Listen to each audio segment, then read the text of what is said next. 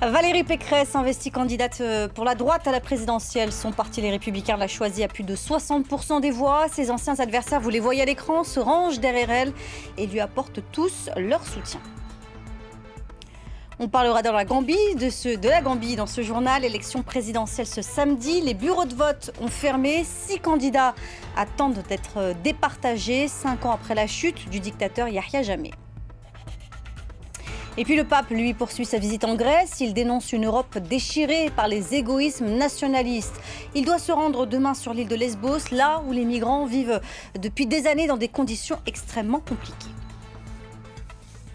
Voilà pour les titres. Soyez les bienvenus si vous nous rejoignez sur France 24. C'était le dernier grand parti français à ne jamais avoir choisi une femme pour le représenter à la présidentielle. C'est désormais confirmé. Valérie Pécresse représentera donc les Républicains en avril prochain. On l'écoute. Aujourd'hui, j'ai une bonne nouvelle, mes chers amis. La droite républicaine est de retour. La droite des convictions, la droite des solutions. Elle est unie. Et elle part au combat avec une volonté implacable parce que la France ne peut plus se permettre d'attendre. Voilà pour la première prise de parole de Valérie Pécresse, celle qui a fait ses armes auprès de Jacques Chirac, se dit prête aujourd'hui à rassembler la droite. Son portrait est signé Ethan Hadji.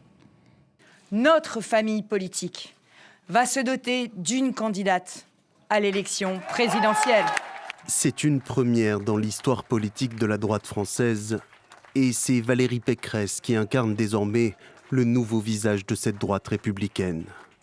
Cap sur la présidentielle de 2022 pour cette femme de 54 ans qui a méthodiquement gravi les échelons du parti Les Républicains jusqu'à devenir incontournable.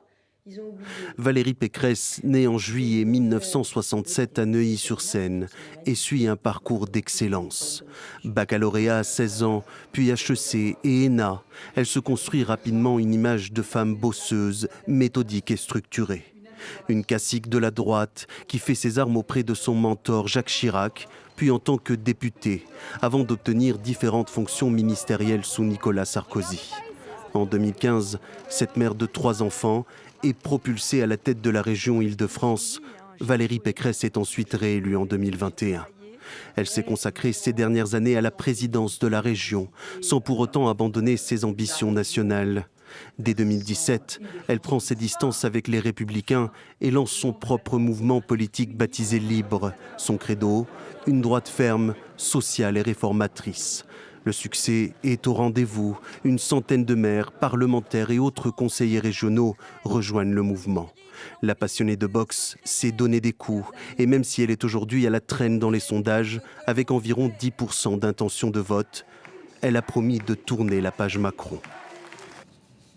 On reste en France où la 5e vague du coronavirus poursuit son avancée. 10 millions de Français ont reçu une dose de rappel. En attendant, la pression, elle, s'intensifie à l'hôpital. Le personnel soignant a dénoncé aujourd'hui ses conditions de travail. Une mobilisation nationale a été organisée pour, je cite, la défense de l'hôpital public et de son système de santé.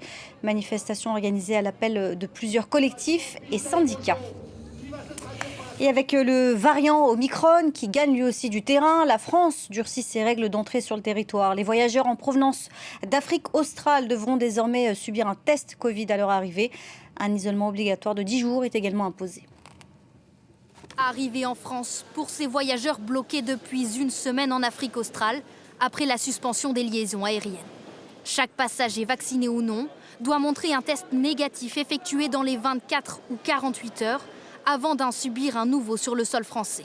Des nouvelles mesures qui engendrent de l'attente pour les passagers qui ne cachaient pas leur colère ce matin à Roissy. On est bloqué depuis ce matin, ça fait 3 heures à peu près qu'on est arrivé et on ne peut toujours pas sortir. C'est la désorganisation totale. Nous, on a une correspondance. Une dame a raté son avion. En entassant des vols qui viennent de l'île Maurice, dans un couloir qui est un goulot d'étranglement avec un vol qui venait d'Afrique, des vaccinés, des non-vaccinés ensemble. Désormais, seuls les ressortissants européens et les diplomates peuvent entrer en France depuis ces 10 pays d'Afrique australe classés rouge écarlate. Tous doivent respecter une quarantaine de 10 jours, même s'ils sont testés négatifs. Des restrictions nécessaires selon le gouvernement, en raison de la menace du variant Omicron. Il y a une contrainte. Moi, je suis désolé pour les passagers qui reviennent de leurs vacances à l'île Maurice, mais il y a juste 66 millions de Français qui attendent qu'on mette en place un cadre drastique pour garantir qu'on protège le pays vis-à-vis de ce variant. Les voyageurs qui ne respecteraient pas la quarantaine risquent une amende de 1 500 €. La tournée du président français dans les pays du Golfe se poursuit. La signature de contrats juteux aussi, avec la vente de 80 Rafales hier aux Émirats Arabes Unis. Airbus a décroché aujourd'hui un contrat de 26 hélicoptères qui seront vendus à une société saoudienne, tandis que le français Veolia, lui aussi, a remporté un contrat de gestion des services d'eau potable à Riyad. Emmanuel Macron a par ailleurs rencontré, vous le voyez, le prince héritier saoudien, Mohamed Ben Salman, et ce 3 ans après l'assassinat du journaliste Jamal Khashoggi. Écoutez Emmanuel Macron à ce sujet. Nous avons parlé de tout absolument sans aucun tabou avec Mohamed Ben Salman, et nous avons pu évoquer évidemment la question des droits de l'homme, évidemment la sensibilité de la communauté internationale, les réactions suite à ce qui avait pu se passer aux situations particulières que nous connaissons et que nous suivons. Et donc ça a été un échange direct, je l'espère efficace. La Gambie choisit son futur président. 6 candidats sont en lice, dont le sortant Adama Barrow, un scrutin qui se joue à un seul tour, 5 ans après la chute du dictateur Yahya Jammeh, chassé du pouvoir après 22 ans d'un régime autoritaire. Les bureaux de vote viennent tout juste de fermer. Kevin Battista. Banjul, petite capitale marquée par la pauvreté, est à l'image de la Gambie. Ancienne colonie britannique, enclavée à l'intérieur du Sénégal, la Gambie est un petit État un peu plus grand que la région Île-de-France, 11 000 km². Avec moins de 2 500 000 habitants, en grande majorité musulmans, le pays est l'un des plus densément peuplés en Afrique. C'est aussi l'un des États classés parmi les moins avancés selon les critères de richesse de l'ONU. La moitié de la population vit sous le seuil de pauvreté. Avant la pandémie, son économie reposait essentiellement sur le tourisme, l'agriculture et les transferts d'argent de la diaspora qui représentaient presque 22% du produit intérieur brut d'après la Banque mondiale. Aujourd'hui, le tourisme est quasi à l'arrêt. 10 000 Gambiens auraient contracté le Covid-19. À peine 10% de la population serait totalement vaccinée. Entre son indépendance en 1965 et 2016, le pays n'a connu que 2 présidents, dont Yahya Jammeh, un militaire qui a régné sans partage de 1994 jusqu'à sa défaite dans les urnes face à Adama Barrow. Une commission nommée Vérité, Réconciliation et Réparation, créée en 2017, accuse son régime de multiples exactions. La misère et une démocratie fragile, 2 facteurs qui ont poussé des milliers de Gambiens à s'exiler.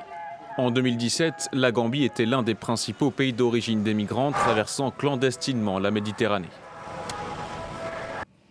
Le pape est arrivé ce samedi à Athènes, première étape de son voyage qui l'emmènera demain sur l'île grecque de Lesbos, où les migrants vivent toujours dans des conditions particulièrement difficiles. Visite symbolique, mais aussi hautement politique. Et Tanadji. C'est une visite pour l'histoire. Le pape François à Athènes, aux côtés de la présidente grecque, pour, dit-il, renforcer les liens de l'Église catholique avec ses frères de foi, les chrétiens orthodoxes. Ces 2 courants du christianisme sont séparés depuis le schisme de 1054 entre Rome et Constantinople. Alors cette visite papale, la première en 20 ans, a une forte valeur symbolique. Depuis cette ville, berceau de la civilisation, que le message qui élève notre regard vers les autres continue de résonner. Ici en Grèce, les catholiques ne représentent qu'1,2% de la population. La grande majorité est orthodoxe. Et les relations entre les 2 rites sont très compliquées, depuis le sac de Constantinople de 1204. Le gouvernement grec redoute même des manifestations antipapistes emmenées par des fondamentalistes orthodoxes, même si de nombreux religieux appellent désormais à l'union des chrétiens. Nous attendons de la visite du pape qu'il construise des ponts et non des murs. Une visite placée sous le signe de l'union entre tous les chrétiens, qu'ils soient catholiques, orthodoxes ou autres. Un message d'union, mais également de solidarité avec les migrants. Sur cette question, le souverain pontife a dénoncé une Europe déchirée par les égoïsmes nationalistes.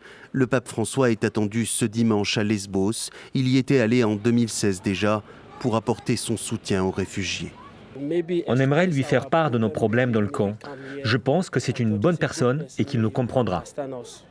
Sur cette île emblématique de la crise migratoire, l'afflux de migrants est incessant. Au moins 30 nouveaux demandeurs d'asile y ont accosté mercredi. Prochain journal dans 20 minutes.